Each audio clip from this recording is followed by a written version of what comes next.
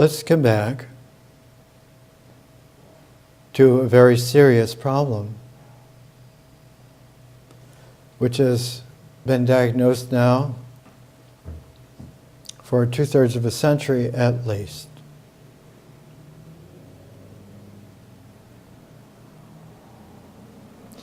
The Crusades were not about Western European Christian knights taking the Holy Land back from the Muslims. It turned out that way, for sure.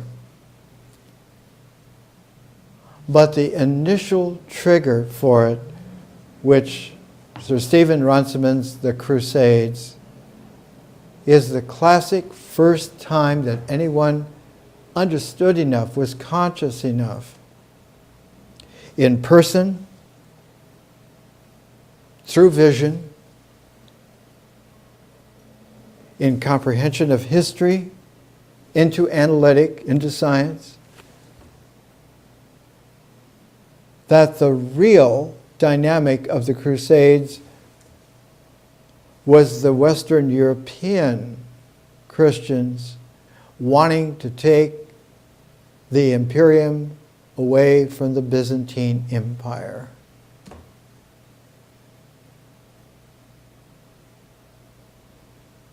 So they went not just to take land from the Arabs, but they went to take back the land leading up to Christendom's focus pivot of Jerusalem, because they didn't want it to have any longer the imperium of the Byzantine Empire, of Eastern Christianity, of Orthodox Eastern Christianity. And concomitantly, it involved Islam as well, enormously. The Crusader people, the Crusaders,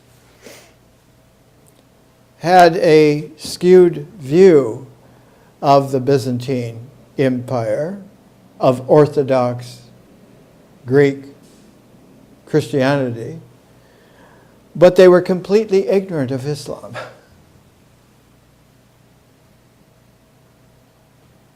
All that they knew,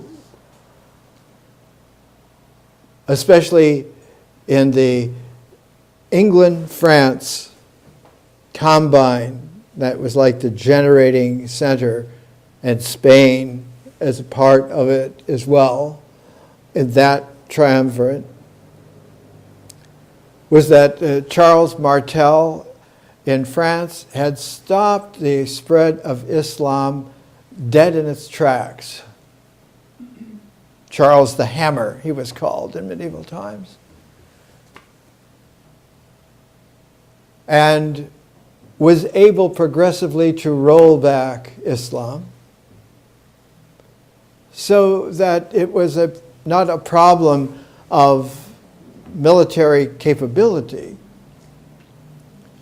but it had to do with the structural innuendos that had developed with the classic time form that had come through in 0 BC 1 AD, the refining carrier wave of Christianity.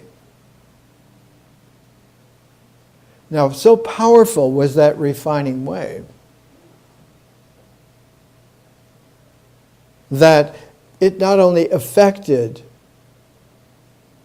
everything involved, all of the cities, all of the peoples, all of the territories, but was able to send out resonances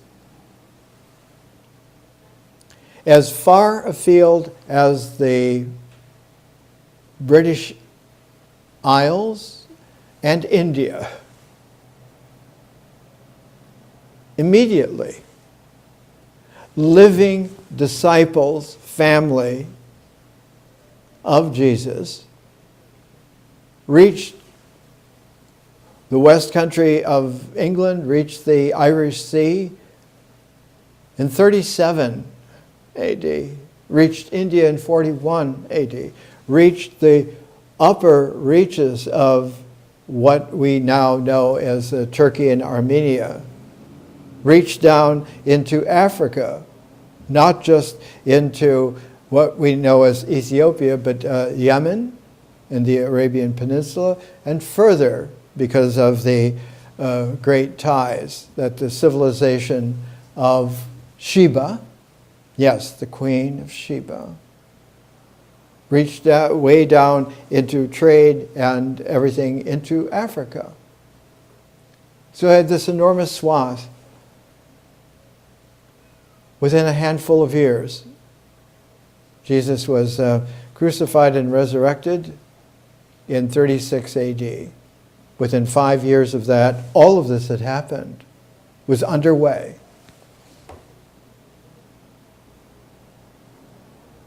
What happens with a carrier wave, which is endemic in the way in which civilization has developed its time forms, is that there is a hook that comes into play like a saboteur that snags the import, the significance of the carrier wave into an increasing complexity of problematic alternatives and of corrupting sabotages, and within about 100 years, less than that, 2/3 of a century, one has the kind of reinstatement of the carrier wave, but instead of in its original visionary quality, it's restatement. To make a reinstatement of it becomes emphatic with understanding something has interfered. A spirit, the previous carrier wave of 0 BC, 1 AD, which 100 years after that is about 100 AD, 90, 100 AD, is the emergence of the great apocalypses. St. John, who was a personal witness to all of this, as a young man, when he first saw Jesus, he was 9 years old. His brother James was about 8 or 9 years older than he was, and taking care of his younger brother. They had heard of Jesus all his life because their mother was one of his sisters, Salome.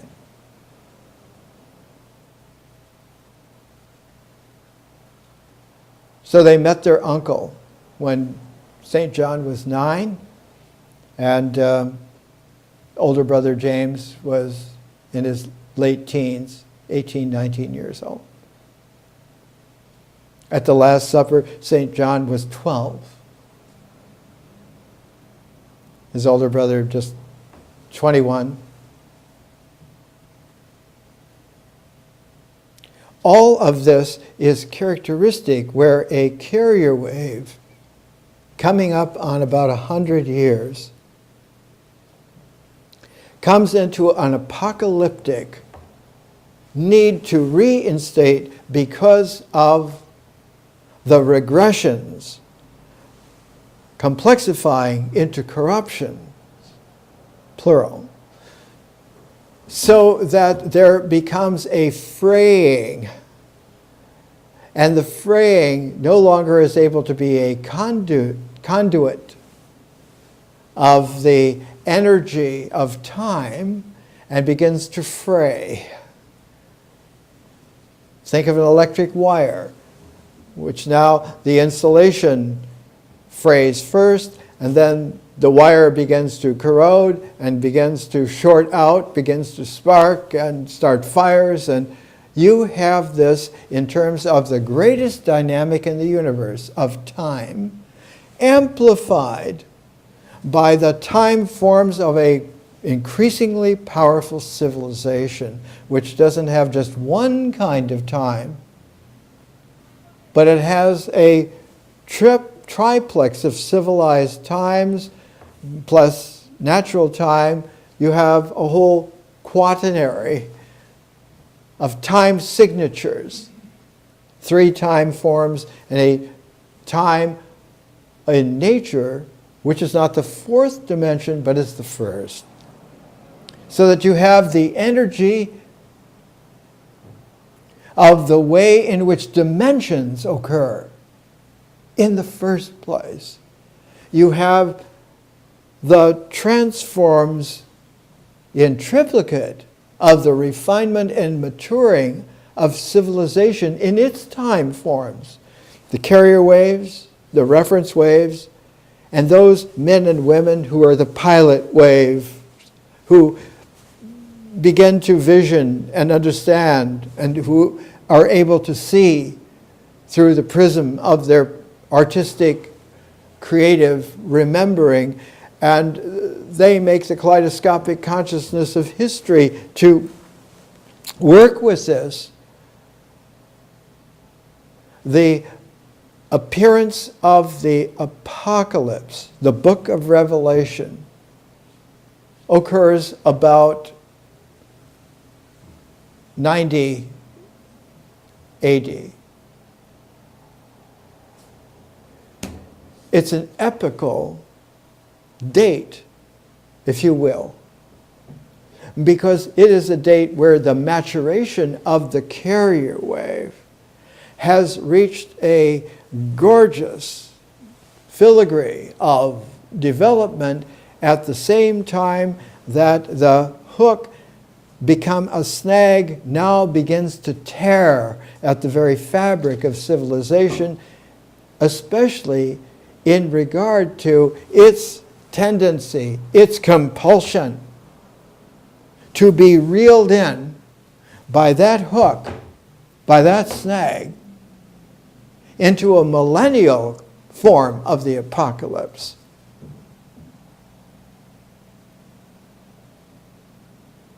Now a crusade planet-wide on so many levels, almost no one is able to understand.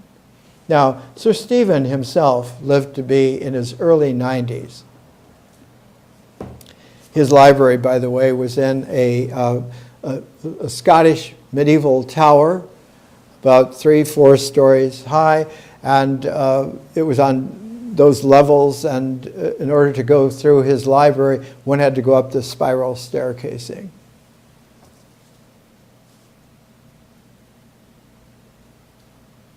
It wasn't until the 1-volume illustrated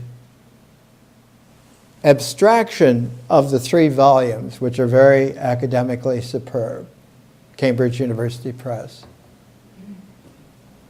The 1 volume was made because there was another study of history that was in eventually 13 volumes. That was only begun to be understood when a 1-volume illustrated edition of it, abridgment, came out. And that was Arnold Toynbee's The Study of History. Now, these are people that devoted long lives completely. They began in childhood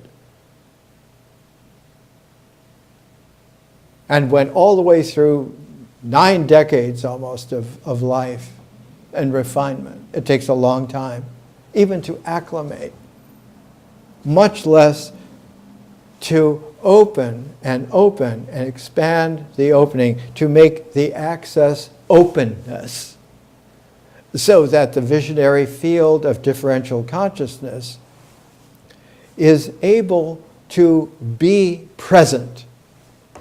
And that presence of consciousness gives the prismatic person the ability to do something which has spiritual repercussions.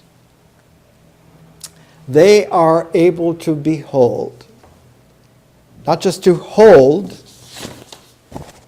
but to behold with all of the dimensions, not only of a five-dimensional conscious space-time, but a conscious time-space, which is personal, which is like a sixth dimension. And once you have that kind of a sixth geometry, quality, you begin to have a very powerful, stable form for the development eventually of an analytic. Every snowflake is a hexagon. Every cell in a beehive that makes the storage for the honey is a hexagon. The hexagrams of the I Ching. The two triangles that make the hexagon of the Star of David. You have a stable structure which is able to be understood not as a two-dimensional or even as a possible three-dimensional form, but of a form that can be refined, that has a crystalline structure, has a capacity to be refined, to have that crystalline structural capacity be refined by the art of a written language, so that the written language, and now because the written language is powerful in this way, it can cut new surfaces to the crystal structure and begin, because one is prismatic, to make a prism of what you are dealing with, a prism of the person, to the extent to where it isn't just a crystal but becomes a jewel. And that jewel person is able quite easily to live in a kaleidoscopic history and to make a science which is not only in a field of cosmic openness that is conscious, differentially conscious, that appreciates the integral qualities of a four-dimensional world that has phenomena, that has actions, that has life, and to cherish it like a child, like a newborn animal, like a seedling plant, like minerals that are there not just to be exploited, but to be cherished, that they're there, and metals, and persons, etc., etc. Open-ended, all possible worlds. It is important to understand that it takes a long learning to mature Homo sapiens sapiens to become Homo sapiens stellaris. It takes, since it's been activated with the reference wave in 1650, that's already 364 years, almost 365 years, almost a year of years since it was activated and begun. And the two hands, not of the way in which there was just a 0 BC, 1 AD carrier wave, but it matured itself through a lifetime and for about 45 years matured itself so that it was really not only able to be present beyond cosmos and to behold cosmically, but also to be able to mature and guide in terms of the natural cycle of phenomenal, active, character and characteristic worlds. The beholding is active and becomes supraphenomenal through sharing, so that one becomes aware that in our carrier wave is a carrier wave of shared presence, which has no limits. Its capacities are not neutered, but are gender complementarity, all possible worlds. Incredible varieties beyond belief. It has the hook become a snag, become a ripping in the current world, which cannot be stopped by any kind of function that is immersed in that scenario at all. That entire nightmare they used to call in the previous aeon that one had to awaken. Our understanding now is that there isn't a solution, but there is solution. The old alchemy.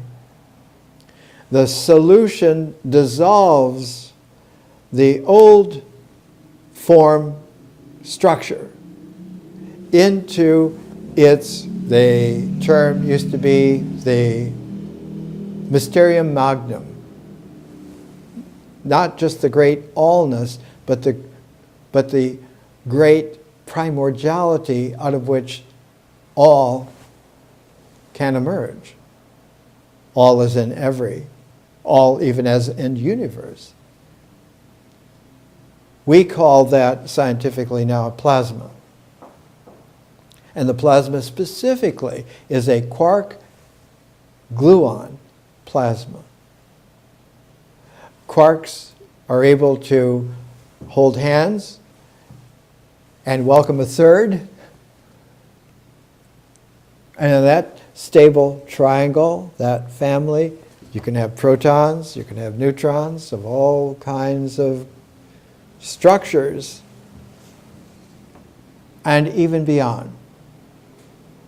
One can have atomic elements transmuted. Lord Rutherford, in his last book in 1937, the title of it was The Newer Alchemy. And the first thing that is made is a caution. The first thing that is made is the most poisonous element in the universe. It's plutonium. A minuteness of that element with a half-life approaching geologic times will kill any life, all life. So that the subatomic world came immediately with this caution that one must be not only gentler than doves, but wiser than serpents.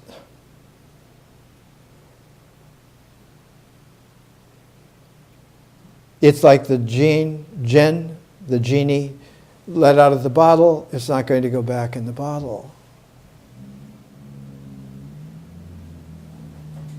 and is not there just because you have wishes to be fulfilled, but generates qualities that you are not prepared for unless you transform. And it's that guidance that requires a program like our Learning Civilization to mature yourself, not aside like something which you go to have an education, or you go to have a retreat, or you go to have a therapy, but to have it active like a yeast in a baking. Because you're going to make bread out of that grain. And you need to know there's lots of varieties of it. And you have to well knead it and bake it patiently. And you can live better than ever.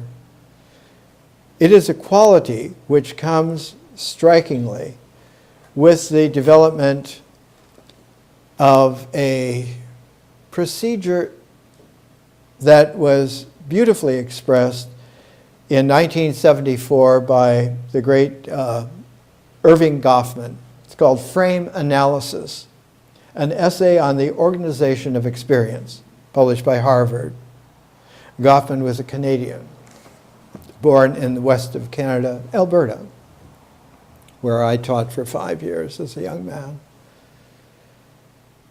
Goffman, at the time of writing and publishing Frame Analysis, was the Benjamin Franklin Professor of Anthropology and Sociology at the University of Pennsylvania in Philadelphia. One of the great thinkers of the time. A frame, in the refined language of the Learning Civilization program, is a square of attention. It is the attentiveness to that delimited frame that allows for you to collect what is in it as the picture. It could be a very large frame. It could be a very big picture. The British Empire used to say, you've got to get the big picture. Well, the big picture exceeds any world you can possibly make out of any kind of order you can possibly dream up. But not only is it a frame, it's capable of undergoing an analysis. And Goffman is very, very sophisticated. Canadians can be very sophisticated. The greatest science fiction writer, A.E. Van Vogt, was Canadian, born on a farm just south of Winnipeg, Manitoba, 1912. He went to William James, who was a watershed where anthropology and sociology were just beginning in his lifetime. And psychology was just beginning to have some kind of a sense that it was a discipline.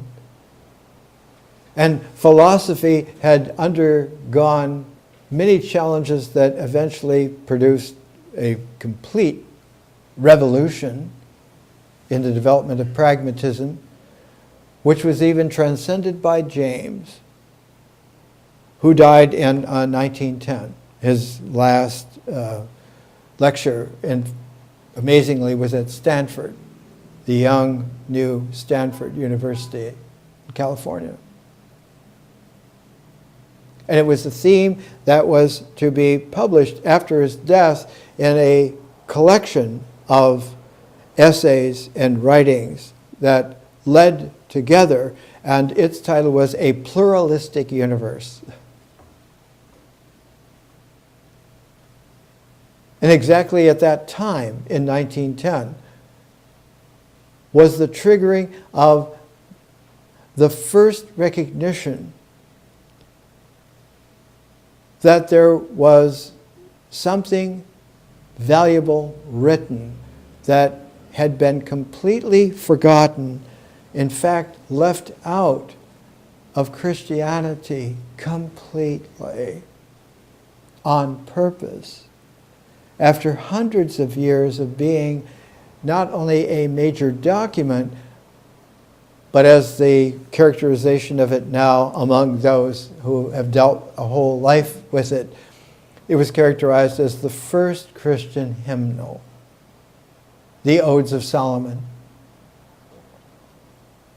And yet no one, even in that illustrious group, that refined elite, that collection, that family almost of pilot waves, appreciates something that has been introduced here. The authoress, yes, a woman, of the Odes of Solomon, which were discovered in late 1909, early 1910, exactly at the time towards the very end of William James's life, that one could begin to appreciate and to analyze and understand that we had come to a cusp where the developments that had begun, by that time it was about 15 years since H.G. Wells had published A Time Machine, since the discovery of X-rays, since the discoveries of the electron, and it was beginning to seed and fertilize that seed, to begin the development where the germinal cell begins to divide in pairs, and pairing pairs and pairing pairs of pairs, and to give the field of the differential conscious play an opportunity to take cells made of molecules, made of atoms that come out of primordiality, whose dynamic is time. So that the real difficulty in a learning is to wean oneself away from a planned education, to learn to breathe and live and speak and write and read a super cluster of refinements of language that is in play now and must be idiot reduced to be slogans in some kind of a medieval millennial apocalyptic crusading of any kind whatsoever. Pro, con, indifferent, all-inclusive, whatever. Next week we will look at the way in which the maturation of the scientific and the historical, the personal and the visionary, took a cue from the development of H.G. Wells's year after year after year. The Time Machine, The Island of Dr. Moreau, The Invisible Man, The War of the Worlds, When the Sleeper Wakes, First Men on the Moon, year after year, like a rock star releasing an album every year, through the 1890s into the 20th century. The science fiction vision came to an incredible golden age maturation in late 1939 and came into a quality that was a rebelling against a recursion that had begun to set in the late 1950s and in the 1960s, and came into play in the early 1960s, where you began to have a new generation a new, vibrant restating of this science fiction vision. Classically is of greatness to us and now is poignant to us. And we will talk about how the classic golden age in the early 1960s began to emerge. Writers like Philip K. Dick and Frank Herbert, where films like Dune and Blade Runner begin to characterize something that is now almost a half a century ago. And we are really far along, so that we have to run to catch up with the quality of learning that is possible. More next week.